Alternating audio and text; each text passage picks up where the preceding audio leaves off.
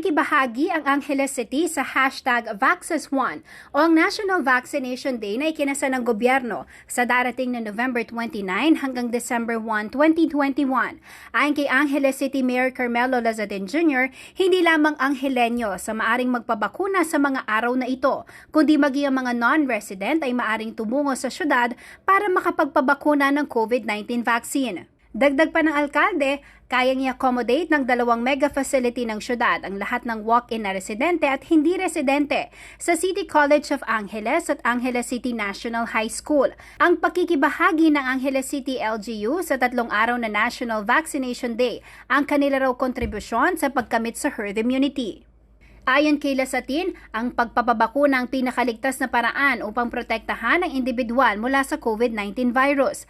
Layon daw nilang mabakunahan lahat ng mga Angeleño at matulungan ang mga kababayan sa karatig lungsod at bayan na hindi pa nababakunahan.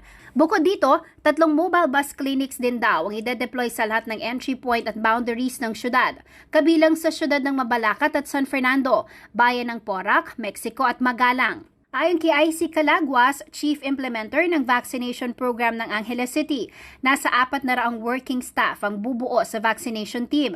Siniguro naman ni City Health Officer Dr. Verona Guevara na mayroong sapat na supply ng bakuna para sa mga residente at pupunta sa syudad para magpabakuna.